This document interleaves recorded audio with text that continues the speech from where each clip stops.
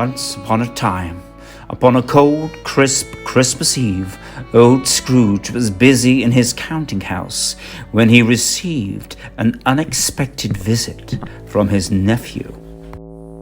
A Merry Christmas, Uncle. Ah! Humbug! Christmas? A humbug, Uncle? You don't mean that, I'm sure. I do. Merry Christmas? What right have you to be merry? What reason have you to be merry? You're so poor. And what reason have you to be dismal? You're so rich.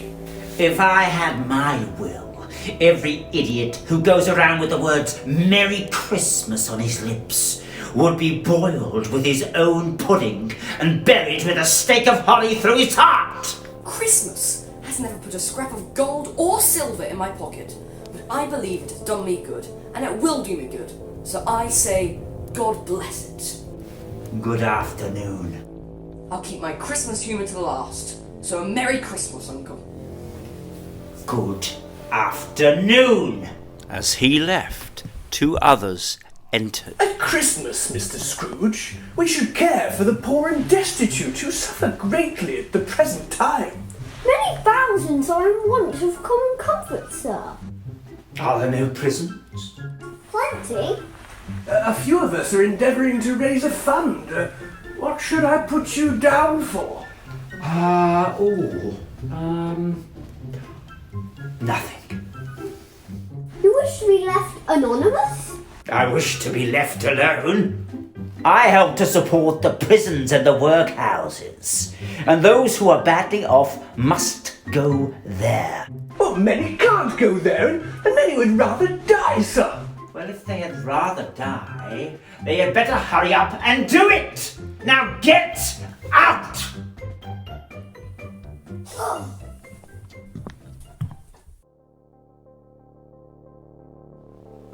I suppose you'll be wanting the whole day tomorrow, Cratchit. If it's convenient, sir. No, it is not convenient! It's only once a year, sir. A poor excuse for picking a man's pockets every 25th of December. Be here all the earlier the next morning. Or else.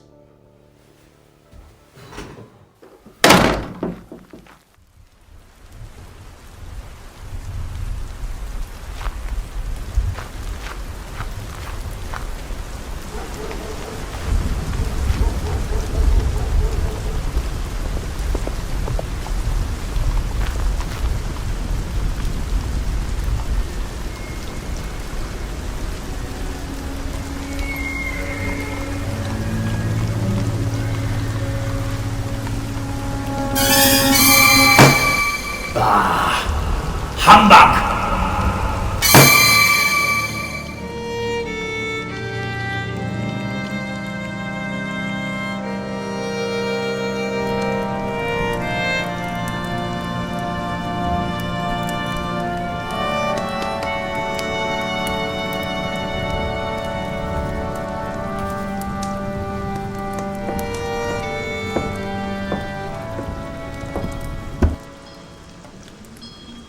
It was with great astonishment and a strange dread that as he looked, he saw the disused bell that hung in his room begin to swing.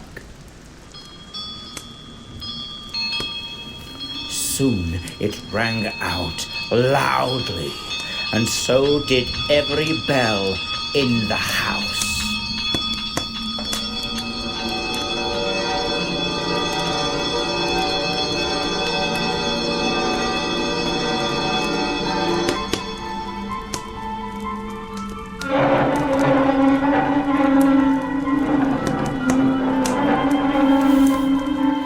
This was succeeded by a clanking noise deep down below, as if some person were dragging a heavy chain over the casks in the wine merchant's cellar.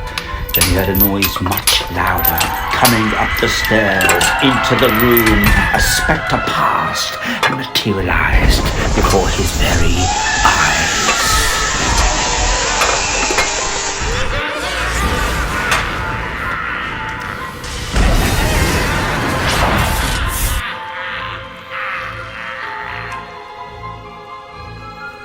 And now, what do you want with me? Much. Who are you? Ask me who I was. Well, who were you then? In life, I was your partner, Jacob Marley. You don't believe in me. I don't. Why do you doubt your senses? Because a little thing affects them. You could be a bit of undigested beef, a blot of must, a crumb of cheese, a fragment of an underdone potato. Oh, there's more of gravy than the grave about you, whatever you are.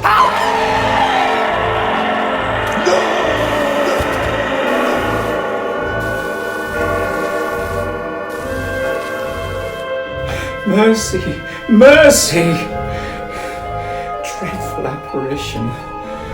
Why do you trouble me?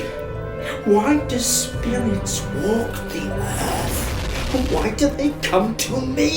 It is required of every man that the spirit within him should walk among his fellow man and travel far and wide. And if that spirit goes not forth in life, it is condemned to do so after death.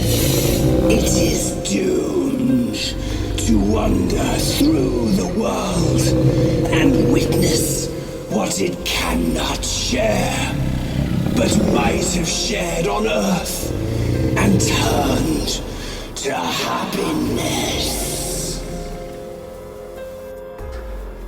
You are fettered. Tell me why. I wear the chain I forged in life. Jacob, speak comfort to me. I have none to give, nor can I tell you what I would. Only this. I cannot rest. I cannot stay. I cannot linger anywhere. Mark me. My spirit never roved beyond our money-changing hole, and weary journeys lie before me. I am here tonight to warn you that you have a chance and hope of escaping my fate. A chance and hope of my procuring. Oh, thank you, Jacob. You were always a good friend to me. You will be haunted by 3 spirits. 3 spirits? Is that the hope and chance you spoke of? It is. Oh, well, in that case, I'd rather not. Without their visits, you cannot hope to shun the path I tread. Expect the first tonight when the bell tolls 1. The second at the stroke of the 2nd hour. And the last spirit when the bell tolls 3. After that, look to see me no more. And being from the emotion he had undergone, or the fatigues of the day, or the conversation of the ghost, he went straight to bed without undressing and fell asleep on the instant.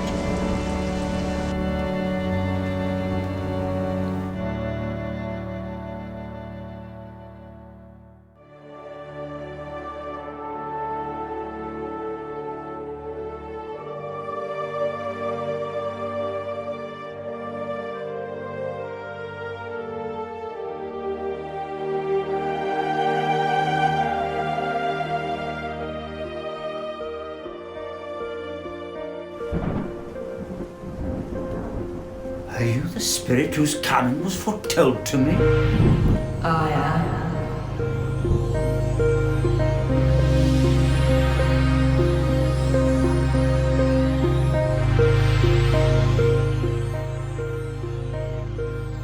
Who and what are you? I am the ghost of Christmas past. Rise, and walk with me. As the words were spoken, they passed through a vortex and stood in the busy thoroughfares of a city. These are but the shadows of the things that have been. They have no consciousness of us. But they seem so real. Why, the old school bell! Ah! The school is not quite deserted. A solitary child, neglected by his friends, is left there still. That's me, reading by the light of a solitary candle. And there's my sister. I've come to bring you home, dear brother. To bring you home, home, home. Home, little fan? Home for good and all. Home for ever and ever. Father is so much kinder than he used to be. That home's like heaven. He spoke so gently to me one night when I was going to bed that I was not afraid to ask him that you might come home. And what did he say? He said yes, we'll be together all Christmas.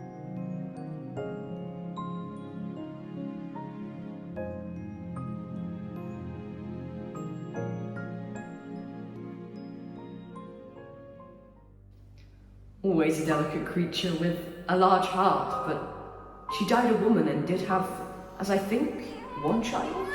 Yes, my nephew. I could have done more to help him. I should have done more to help him, but there's never enough time.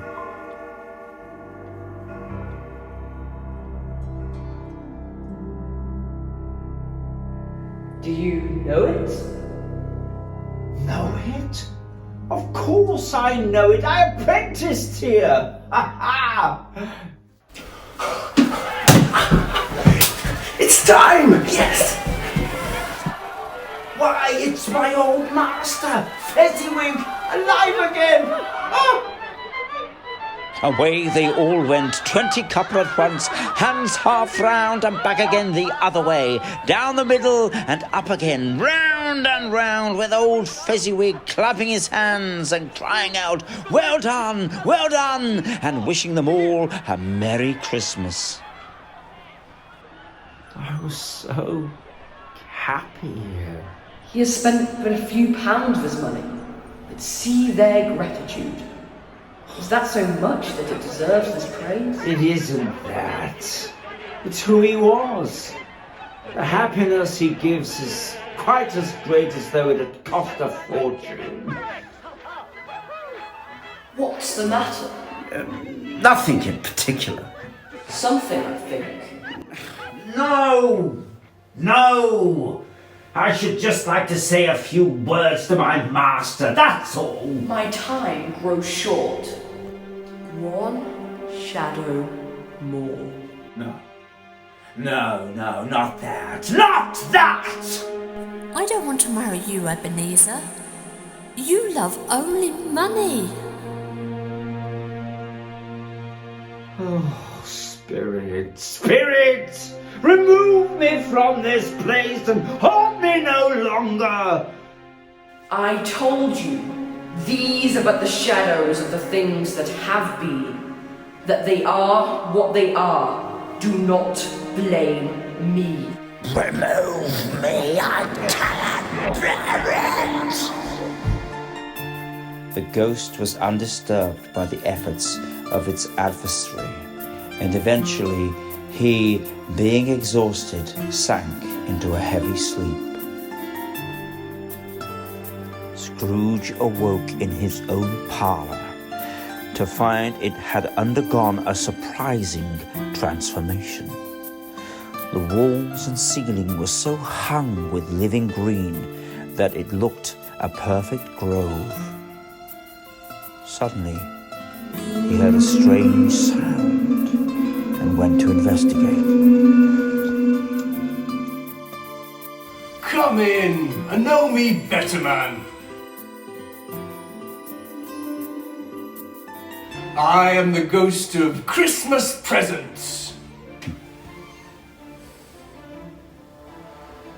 You've never seen the like of me before.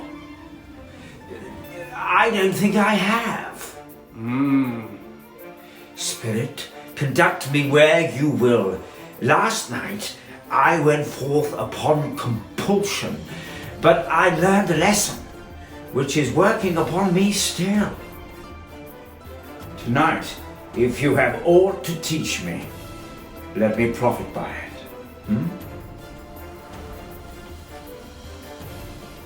Touch my robe. Scrooge did as he was told and held it fast. The room vanished instantly, and they found themselves in the heart of the city. They moved through the streets on Christmas Eve. There was nothing very cheerful in the climate or the town, and yet there was an air of cheerfulness abroad. The ghost conducted him to Scrooge's clerks and stopped to bless Bob Cratchit's dwelling with the sprinklings of his torch, and on the threshold of the door the spirit turned and smiled. Then up rose Mrs. Cratchit. What has ever got your precious father then? And your brother, Tiny Tim? There's father coming now. And how did Tiny Tim behave? Oh, as good as gold and better. Gotcha. And after the goose came the pudding, like a speckled cannonball, with a sprig of Christmas holly stuck into the top.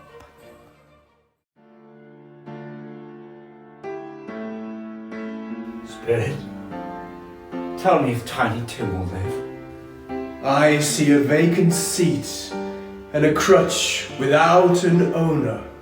If these shadows remain unaltered by the future, this child will die.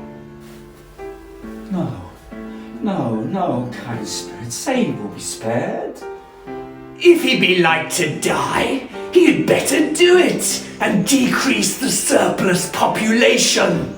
Man, if you be man at heart, will you decide what men will live and who should die? It may be in the sight of heaven that you are less fit to live than millions like this poor man's child. Scrooge bent before the ghost's rebuke, and trembling cast his eyes upon the ground, but he raised them speedily on hearing his own name. A Merry Christmas to us all, my dears. God bless us, everyone. And I give you Mr. Scrooge, the founder of the feast. The founder of the feast, indeed. Huh. I'll drink his health for your sake. And the day's, not for his. Ruddy ogre. Scrooge and the spirit sped away and entered his nephew's house. Said that Christmas was a humbug, and he believed it too. He's a comical old fellow, but not quite as pleasant as he might be. He's taken a disliking to my wife and I, and as a result, loses some pleasant moments. I mean to give him the chance, every year, of joining us. He may rail at Christmas till he dies, but he can't help thinking better of it if he finds me there, every year, in good temper, saying, "Uncle Scrooge, how are you? Will you not grace us with your company this Christmas?" Come, it is time to depart.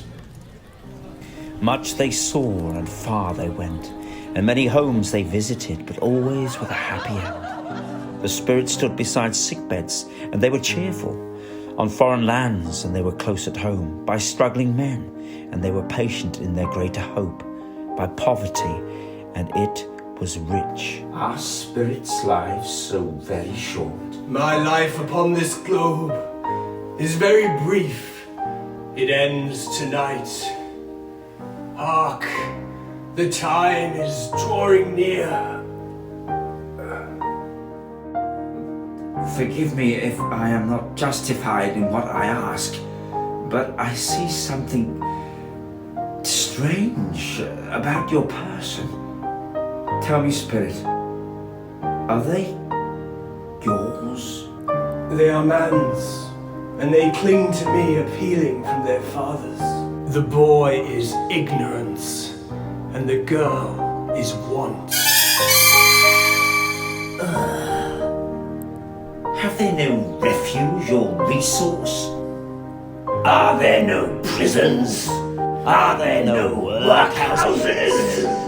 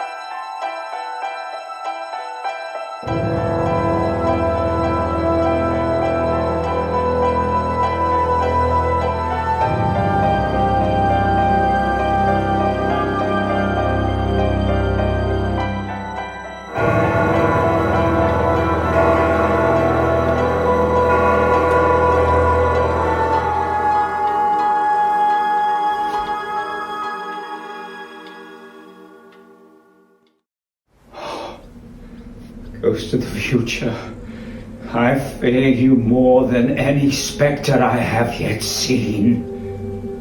Will you not speak to me? Lead on, the night is waning fast. They had scarcely entered the city when the spirit stopped beside a knot of businessmen. Observing that the hand was pointed to them, Scrooge advanced to listen to their talk.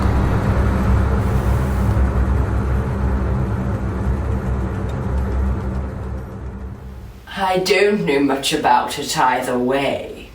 I only know he's dead. When did he die? Last night, I believe. I thought he'd never die. I wonder what he's done with all his money. I haven't heard. Left it to his company, perhaps. He hasn't left me any. That's all I know. They left the scene and went into an obscure part of town where the people were half mad, drunken and ugly. In an old curiosity shop, two old women pick over the remains of a dead man's closet. Come in the parlour, ladies. Come in the parlour, see anything you like. What's the name? What say, Mrs. Dilbert? I mean, everybody's got to take care of themselves, haven't they? I mean, they always did. Oh, that's true enough. I mean, who's at a loss for a few things like this, eh? Eh? Well, that's true enough. I mean, if he wanted to keep them after death, he should have been more natural in his life, shouldn't he? Then he would have had somebody to take care of him at the end when he was struck with death, instead of lying there, gasping out his last all alone. Oh, truer words have never been spoken. Oh, it's a judgment on the old true. I'm having these. That'll be £5,000. On the account. I'm having this. That'll be £5,000. In your dreams. I always give too much to the ladies. It's a weakness of mine. And that's the way I ruin myself. Scrooge listened to this dialogue in horror before the spirit drew him away and led him once more through the city to a dark and empty house. Spirit, this is a fearful place. In leaving it, I shall not leave its lesson. Trust me, let us go.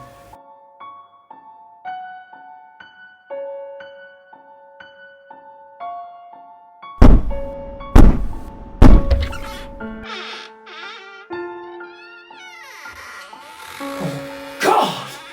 Let me see some tenderness connected with the death of this dark chamber will be forever present to me.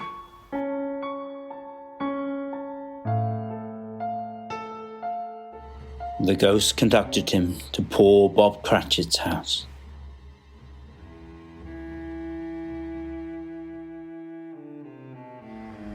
You went to Tim's grave today then, Robert? I wish you could have gone. Oh, I promised him I'd go there on a Sunday. Oh, my little child. My little child.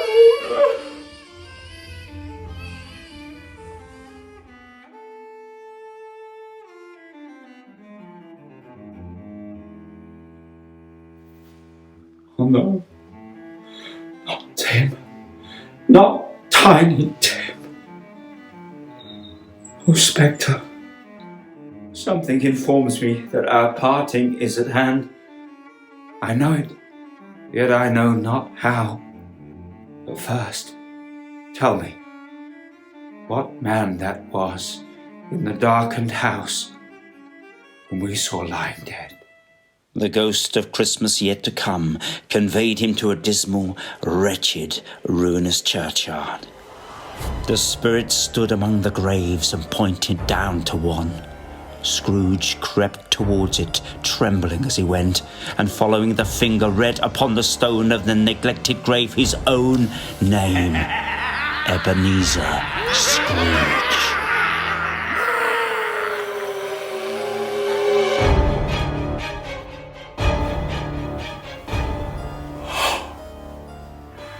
Am I that man within the coffin? No, Spirit, I am not the man I was, and I will not be the man I must have been. Why show me this, if I am past all hope? Oh, good Spirit, please assure me that I may change these shadows by an altered life. I will honour Christmas all year round. I will live in the past, the present and the future.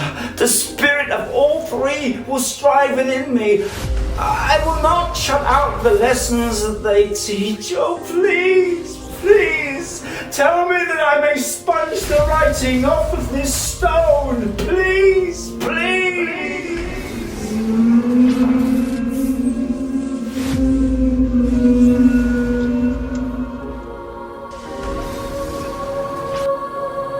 I shall live in the past, the present, and the future. The spirits of all three shall strive within me. Jacob Marley, heaven and Christmas time be praised for this. I say it on my knees, oh Jacob, on my knees.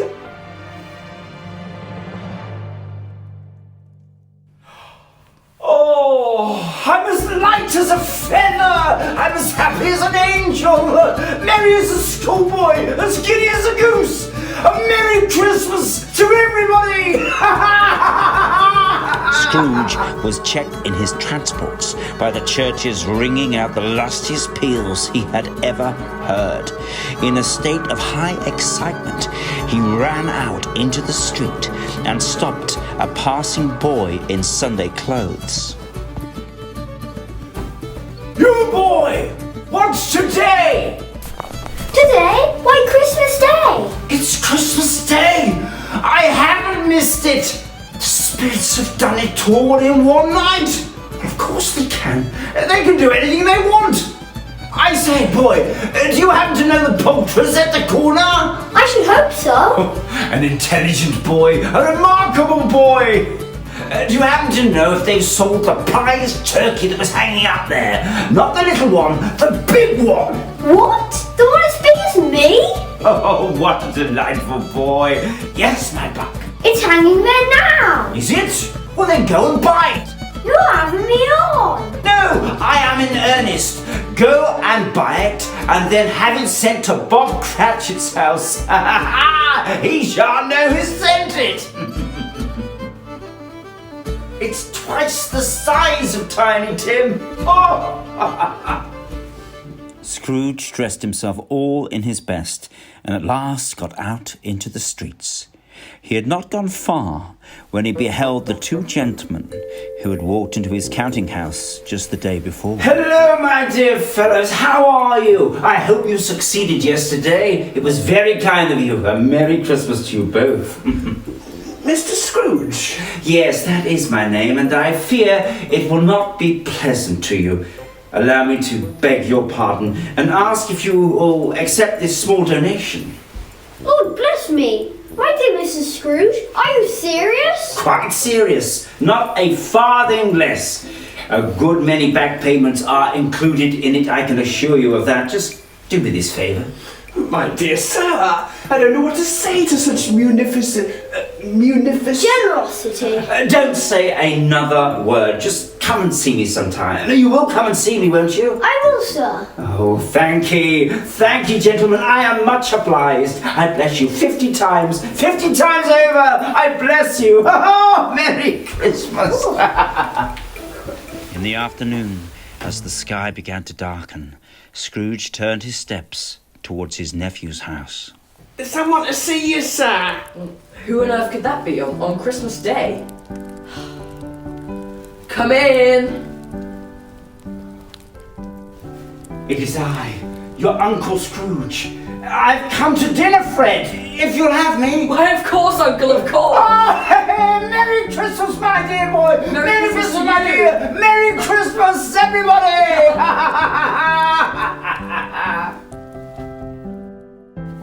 The next day, on Boxing Day morning, Scrooge was at his counting house early. Hello! And what time of day do you call this? Well, I'm very sorry, sir. I'm behind my time. You are? Yes, I think you are. Step this way, if you please, sir. No, sir. It's only once a year. It shan't happen again. I was making merry yesterday, sir. Oh. Well, let me tell you this, my friend. I'm not going to stand for this sort of thing any longer. And therefore, I am going to raise your salary. A Merry Christmas, Bob. A merrier Christmas than I've given you for many a year. I'll endeavour to assist your struggling family, and we'll discuss your affairs this afternoon over a Christmas bowl of smoking bishop. Now, Bob, make up the fires and purchase another coal scuttle before you dot another I. Oh, sorry.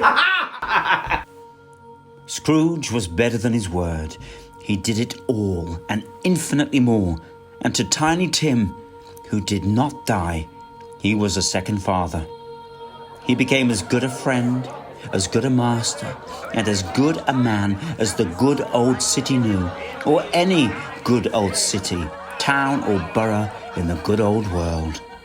Some people laughed to see the alteration in him, but his own heart laughed loudest, and that was quite enough for him. And it was always said of him that he knew how to keep Christmas well.